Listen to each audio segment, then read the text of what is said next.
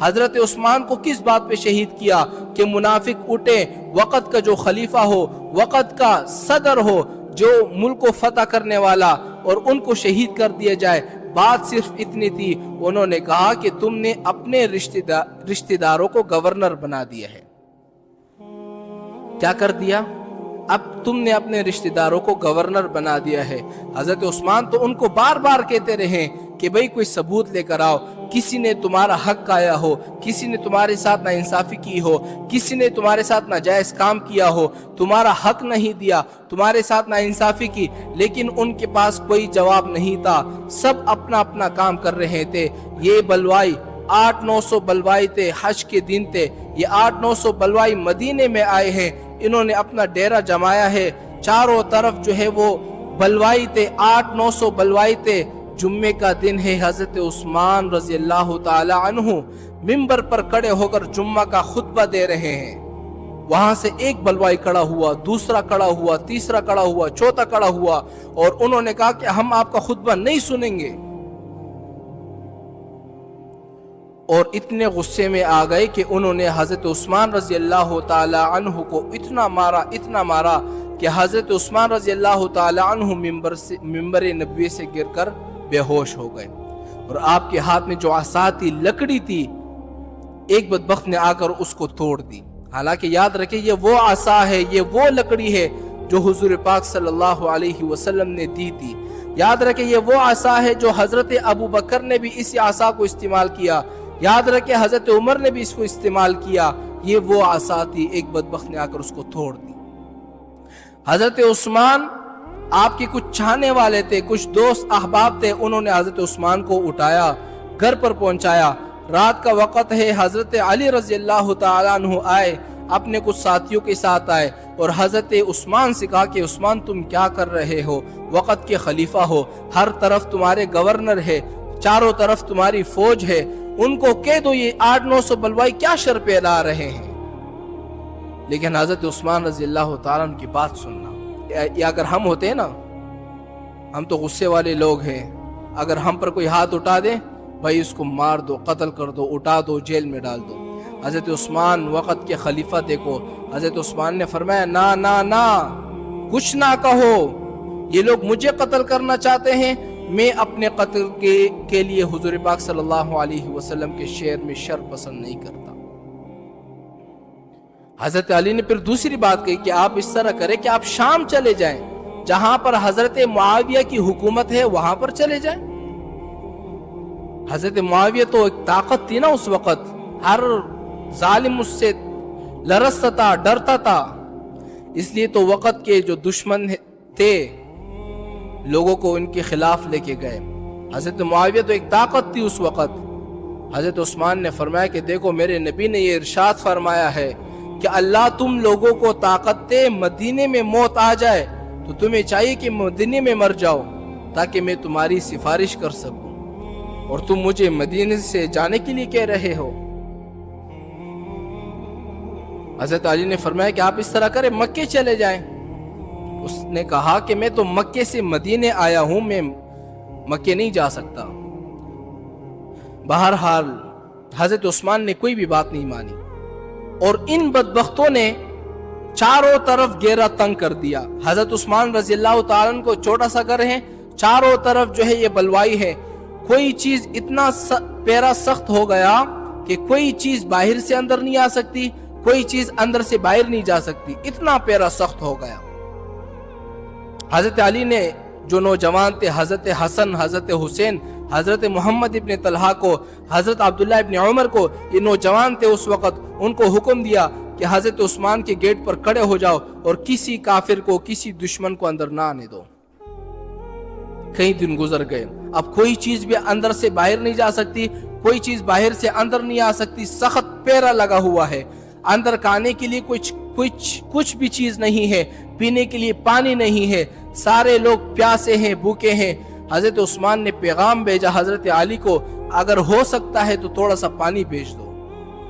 حضرت علی مشکیزے میں پانی لا رہے تھے، دشمنوں نے دوسری طرف سے تیر چلایا، وہ مشکیزہ وہیں ٹوٹ گیا۔ حضرت علی نے اپنے پگڑی اتاری، حضرت عثمان کے گھر پھینک دی، اور یہ یہ ثابت کرنا چاہ رہے تھے کہ میں تو اپنی طرف سے پوری کوشش کر رہا تھا لیکن ان ظالموں نے نہیں چھوڑا۔ حضرت عثمان تک کر ہار گئے اور اپنے گھر کے چھت پر چڑھ گئے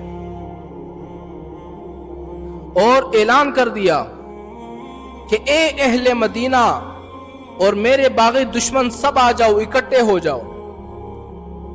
سارے لوگ اکٹھے ہو گئے، جتنے بھی باغی دشمن تھے، مدینے والے تھے، ان کے گھر کے آس پاس آ گئے۔ حضرت عثمان نے فرمایا کہ تم مجھے یہ بتاؤ کہ جب مدینے والوں کے پاس میٹھا پانی نہیں تھا، تم لوگ در بدر گھوم رہے تھے، تم لوگوں کے پاس میٹھا پانی نہیں تھا، اس وقت بئر روما، یہ اس وقت ایک کنواں تھا جس سے میٹھا پانی آیا کرتا تھا، یہ یہودی کو پاس تھا اور وہ یہودی پیسوں سے پانی دیتا تھا، لیکن حضرت عثمان نے وہ کنواں خریدا، مدینے والوں کے لیے وقف کر دیا، مدینے والوں کے لیے میٹھے پانی کا انتظام ہو گیا۔ حضرت عثمان نے فرمایا بتاؤ میٹھے پانی کے انتظام تمہارے لیے کس نے کیا؟ لوگوں نے کہا کہ آپ نے کیا۔ پھر حضرت عثمان نے فرمایا مجھے یہ بتاؤ حضور پاک صلی اللہ علیہ وسلم کی 2 بیٹیاں کس کے گھر میں آئی؟ لوگوں نے کہا کہ آپ کے گھر میں آئی۔ پھر حضرت عثمان نے فرمایا مجھے یہ بتاؤ کہ جب تبوک کا موقع آیا، جنگ کا موقع آیا، 300 اونٹ سامانوں کے ساتھ 100 گھوڑے اور سونا دینے والا کون تھا؟ لوگوں نے کہا آپ تھے۔ حضرت عثمان نے فرمایا دیکھو میں نے کسی کو قتل بھی نہیں کیا، کسی کا حق بھی نہیں چھینا، آخر تم مجھے کیوں قتل کرنا چاہ رہے ہو؟ لوگوں نے کہا کہ نہیں ہم آپ کو ہر حال میں قتل کریں گے۔ حضرت عثمان تک کر ہار گئے، واپس گھر میں اترے، دوپہر کا وقت تھا، کچھ دیر کے لیے سو گئے۔ حالانکہ یاد رکھے کہ حضرت عثمان پر 40 دن پانی بن رہا۔ کتنے دن؟ بولو بھائی 40 دن، یعنی آپ یہ سمجھو آپ چلے کے لیے چلے جاؤ نا تو سمجھو ایک پورا چلہ گزارا ہے، اور ایک دن اگر آپ پانی نہیں پیتے تو کیا حشر ہوتا ہے۔ آپ نے رمضانوں میں دیکھا ہوگا نا، صبح سے روزہ رکھ لیتے ہیں، جیسے ہی مؤذن اللہ اکبر کہتا ہے کہ سب سے لوگ پہلے پانی پی لیتے ہیں، کتنا پیاس لگتی ہے۔ لیکن حضرت عثمان جو ہے 40 دنوں تک پیاسے رہے۔ کسی نے پوچھا کہ آپ اپنا گزارا کیسے کرتے تھے؟ کہا کہ میں قرآن پاک کی تلاوت کرتا تھا، میری پیاس بجھ جاتی تھی۔ حضرت عثمان دوپہر کا وقت ہے، کچھ قیلولہ کے لیے سو گئے۔ جب خواب سے بیدار ہوئے بڑے مسکرا رہے ہیں۔ بی بی نائلہ ان کی بیوی تھی، انہوں نے پوچھا کہ آپ اتنے کیوں مسکرا رہے ہیں، کیا وجہ ہے؟ فرمایا مجھے نبی کریم صلی اللہ علیہ وسلم کی زیارت نصیب ہوئی ہے، اور انہوں نے کہا کہ عثمان آج تم افطاری ہمارے ساتھ کرو، اور معلوم ہوتا ہے کہ میرے شہید ہونے کا وقت آ گیا ہے۔ حضرت عثمان جو ہے انہوں نے قرآن کھولا، قرآن پڑھ رہے ہیں، لیکن ان باغیوں نے کیا کیا؟ وہ جو دشمن تھے وہ گھر کے پچھلے حصے سے گھر میں داخل ہوئے۔ حضرت عثمان قرآن پڑھ رہے ہیں، ایک دشمن آیا، لوہے کی لت تھی اس کے پاس، اور حضرت عثمان کے یہاں پر سر پر مارا، خون کا فوارہ نکلا۔ حضرت عثمان قرآن پڑھتے شہید ہو گئے۔ بی بی نائلہ نے بڑی بچانے کی کوشش کی ہے کہ کسی طرح بچ جائے، لیکن دشمنوں نے تلوار ماری، اس کی ایک انگلی کاٹ دی۔ اور جب حضرت عثمان شہید ہوئے ان ظالموں نے تب بھی نہیں چھوڑا۔ حضرت عثمان شہید پڑے ہوئے ہیں، ان ظالموں نے حضرت عثمان کی داڑھی پکڑی اور ایک تھپڑ مارا۔ حضرت عثمان شہید پڑے ہوئے ہیں اور وہ بدبخت کیا کر رہے ہیں؟ حضرت عثمان کے سینے پہ چڑھ کر کود رہے ہیں، آپ کی پسلیاں ٹوٹ گئی۔ بی بی نائلہ نے اس وقت بددعا دے دی اس شخص کو جس نے تھپڑ مارا تھا حضرت عثمان کو۔ کیا بددعا دے دی؟ کہ اللہ تعالیٰ تیرے ہاتھوں کو خشک کر دے، اللہ تعالیٰ تجھے لولا، لنگڑا، اندھا کر دے، اور اللہ تعالیٰ تیری کبھی مغفرت نہ کرے۔ 2 دنوں تک بغیر جنازے کے حضرت عثمان گھر پر رہے۔ پھر بڑی مشکل سے حضرت علی وہاں پر آئے، بڑی مشکل سے حضرت عثمان کو وہاں سے لے آئے۔ 18 لوگوں نے صرف جنازہ پڑھی ہے، جس میں جنازہ پڑھانے والے حضرت زبیر تھے۔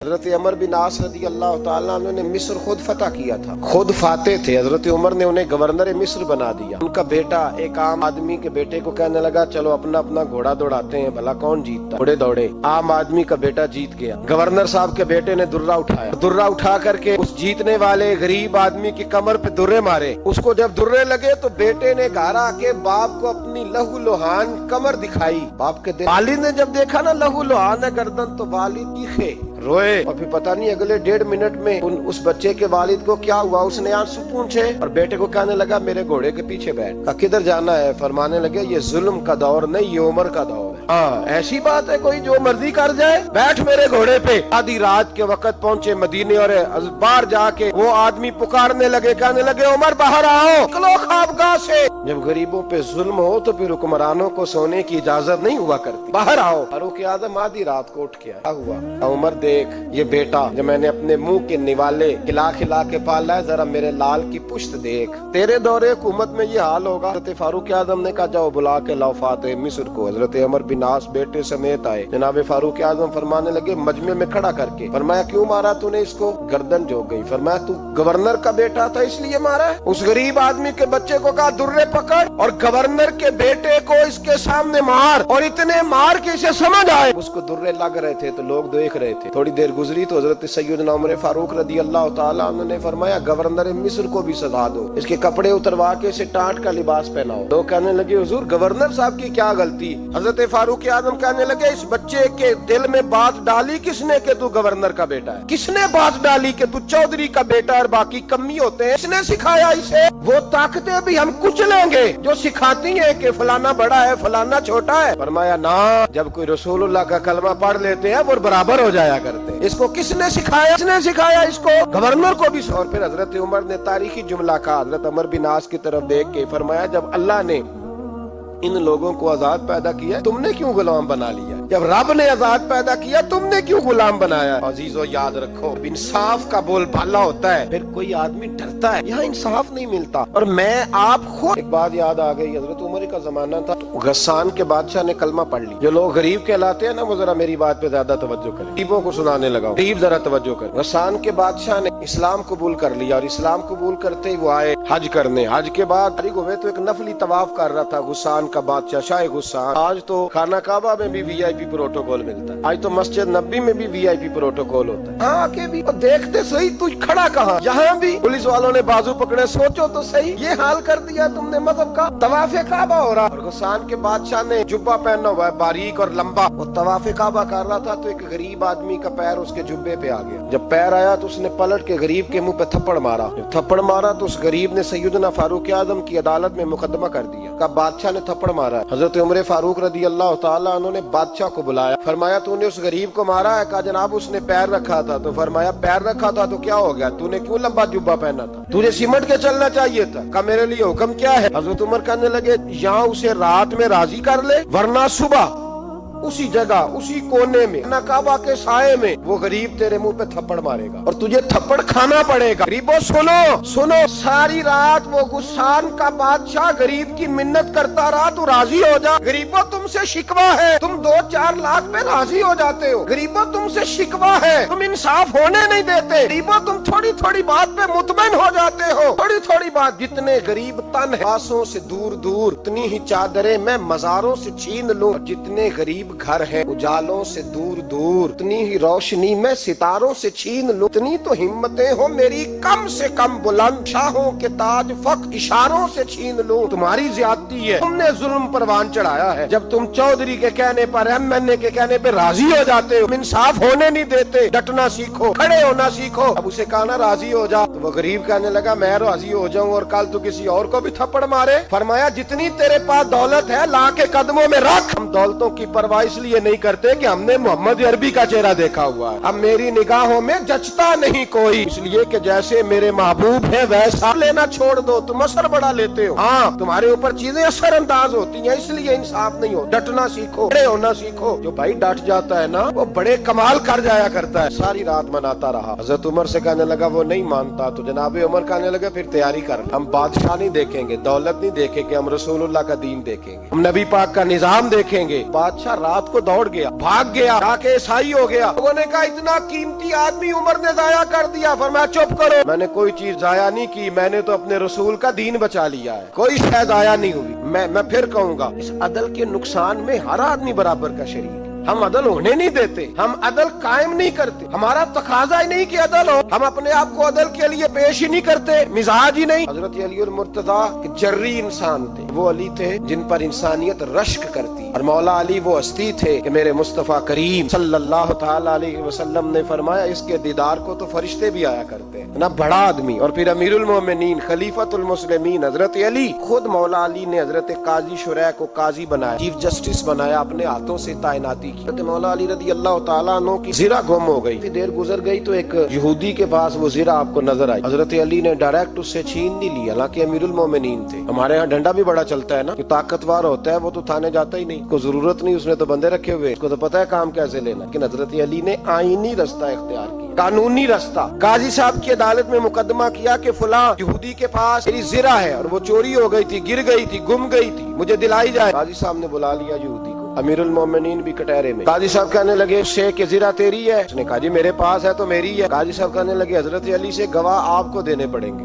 मुकदमा आपने किया है, अगरचे वो अमीरुल मोमिनीन है, गवाह अमीरुल मोमिनीन आपने देने हैं, क्योंकि मुकदमा आपने दायर किया है। तो हजरत अली कहने लगे मेरा बेटा हसन गवाही देगा कि मेरी है, मेरा गुलाम कंबर गवाही देगा। काजी साहब कहने लगे हुजूर इनकी गवाही दुरुस्त तो है पर मैं नहीं तस्लीम करता, इसलिए सुल्तान मुराद हिंदुस्तान का बादशाह था। इकबाल ने लिखा है, इकबाल कहते उसने एक मिस्त्री को बुलाया मस्जिद बनाने के लिए, कहा इस तरह की बनाना मेरा दिल खुश हो जाए। मामार ने मिस्त्री ने मस्जिद बनाई, बादशाह सलामत को पसंद ना आई, तो बादशाह सलामत ने उस मिस्त्री का हाथ गुस्से से काट डाला, पूछ कोई नहीं ना सकता। वो सीधा काजी की अदालत में कटा हुआ हाथ लेके गया और काजी के दरवाजे पे जाके कहने लगा मैं पूछ सकता हूँ आप किसका कलमा पढ़ते हैं? पूछ सकता हूँ? तो काजी कहते मेरी कुर्सी भी कांपने लगी और जिस कमरे में बैठा था वो कमरा भी कांपने लगा। मैंने कहा सवाली तो बात का कहानी, पहले बताओ कलमा किसका पढ़ते हो? तो काजी कहता है मेरी आंखें बरस पड़ी। मैंने कहा मैं उसके कलमा पढ़ता हूँ जो दुनिया में भी मेरा वारिस है, कयामत में भी वही मेरा वाली बनेगा, जो दुनिया और आखिरत में मेरा वाली है, मैं मुस्तफा का कलमा पढ़ता हूँ। तो कहने लगे हाँ इसलिए तुझसे ये बात कहलवाई है कि कहीं तू बादशाह का तो कलमा नहीं पढ़ता, माअज़ल्लाह तू काजी अदालत में बैठा है कुर्सी पे, उसका कलमा तो नहीं पढ़ता? कहा नहीं मैं मुस्तफा का। फिर देख मेरा हाथ कट गया है, अब तू बता कि तू बादशाह समझ के माफ करेगा या रसूलुल्लाह का दीन समझ के नाफज करेगा? डॉक्टर इकबाल कहते हैं वो काजी ने हुक्म जारी किया कि फौरन बादशाह को बुलाया जाए। हिंदुस्तान का फरमा रवा पैगाम गया तो कांपता हुआ आया, काजी ने सामने खड़ा किया, एक तरफ बादशाह और एक तरफ वो मामूली मामार मिस्त्री काम करने वाला। तो काजी गर्जदार आवाज में कहने लगे बादशाह तू बता इसका खून सुर्ख है तो तेरा सुर्ख नहीं, इसके बाजू पे गोश्त है तो तेरे बाजू पे नहीं, इसे दर्द होता है तो तुझे नहीं होता, ये तूने क्या हरकत की? बादशाह की गर्दन झुक गई। काजी कहने लगे पकड़ो इसको बाहर ले जाओ और इसका बाजू काट दो, इसका बाजू काट दो। डॉक्टर इकबाल कहते हैं जहां कांप रहा था सारा कुछ वहां खुशी के शादियाने बजने लगे। काजी कहने लगा इसका बाजू काटो और इसको बताओ अमीर गरीब का फर्क उतनी देर होता है जितनी देर बंदा मुसलमान नहीं होता, और जब कोई रसूलुल्लाह का गुलाम हो जाता है फिर सारे बराबर हो जाया करते हैं। ले जाओ काटो इसका बाजू। इकबाल कहते हैं जब बाहर ले जाया गया बादशाह को तो बादशाह ने गर्दन झुकाई। वो मिस्त्री कहने लगा तूने गर्दन क्यों झुका दी है, अब क्या हुआ? तो बादशाह सुल्तान मुराद आंख खोल के कहने लगा भूल गया था, गलती हो गई थी, बादशाही के तकब्बुर में आया था, وہ جو تیرا ہاتھ کاٹا ہے وہ تکبر سے کٹ گیا ہے، اور یہ جو گردن میں نے جھکا دی ہے یہ میں نے اپنے نبی کے دین کی حد کے نیچے جھکا دی ہے، حضور کے قانون کے نیچے جھکا دی ہے، یہاں سزا لوں گا وہاں شرمندہ نہیں ہونا چاہتا۔ اس مستری نے بڑھ کے سینے سے لگا لیا اور کہنے لگا قاضی صاحب میں نے معاف کیا، مجھے پتا چل گیا ہے کہ مسلمان بادشاہوں کا کلمہ نہیں پڑھتے، محمد عربی کا کلمہ پڑھتے ہیں، رسول اللہ کا کلمہ پڑھتے ہیں، اور جب تک مسلمان نبی پاک کا کلمہ پڑھیں گے کوئی اللہ کی حدوں کو نہیں توڑے گا، کوئی دین کو پامال نہیں کرے گا، کسی کے اندر طاقت پیدا نہیں ہوگی کہ وہ دین کی حد کو توڑ سکے۔ حضرت جناب سیدنا محمود غزنوی رحمت اللہ تعالی علیہ بیٹھے ہیں اپنے دربار میں، ایک غریب عورت تڑپتی روتی ہوئی آئی، ماں بلکتی ہوئی آئی اور آگے کہنے لگی بادشاہ ذرا مجھ غریبنی کی فریاد بھی سن۔ بادشاہ نے کہا جلدی سے بلاؤ، کہیں اس کی چیخیں کوئی زلزلہ برپا نہ کر دیں۔ قریب آئے، کیا بات ہے؟ کہنے لگی کوئی شاہی خاندان کا نوجوان ہے، میں بیوہ عورت ہوں، ہندو مذہب سے تعلق رکھتی ہوں، میری 4 بیٹیاں ہیں، کوئی بادشاہ کوئی شاہی خاندان کا نوجوان ہے، سپاہیوں سمیت آتا ہے، شراب کے مٹکے لاتا ہے، میرے گھر میں گھستا ہے، میرے پاس اور تو کوئی شے نہیں، ایک عزت ہی ہے، جب وہ جوان بیٹی کی طرف دیکھتا ہے تو میں سوچتی ہوں اب دنیا میں بچا کیا ہے۔ بادشاہ میں بڑی مشکل سے تجھ تک پہنچی ہوں، میں اگرچہ ہندو ہوں پر میری فریاد رسی کون کرے گا؟ سلطان محمود غزنوی کہنے لگے تو جا، اور میں نے اپنے سارے سپاہ سالاروں کو سپاہیوں کو حکم دے دیا ہے آئندہ جب تو آئے گی تو تجھے رات کا وقت بھی میرا دربار کھلا ملے گا، جیسے ہی وہ تیرے گھر آئے فوراً پہنچ جانا، آ کے اطلاع دینا۔ رات کا سناٹا، وہ غریبنی پھر تڑپتی ہوئی چیختی ہوئی آئی، بادشاہ ذرا جلدی کر غریب کی عزت لوٹ نہ جائے، ذرا جلدی نکل، دیکھنا کوئی سرمایہ آج ختم نہ ہو جائے۔ بادشاہ خود اٹھے، تلوار پکڑی، گھر میں گئے، دیا جل رہا تھا، دیا بجھایا، اب بادشاہ نے اللہ اکبر کہا، اور شاہ میں زرق برق نوجوان کی گردن پر جب بادشاہ نے تلوار ماری، لڑک کر کے گردن دور گری، پھر ہندوستان کا فرما روا سجدے میں گرا، کہنے لگا اے اللہ تیرا شکر ہے، اے اللہ تیرا شکر ہے، اے اللہ تیرا شکر ہے۔ پھر بادشاہ نے کہا پانی تو لاؤ، دیا تو جلاؤ، پانی لایا گیا، کہا روٹی تو لاؤ،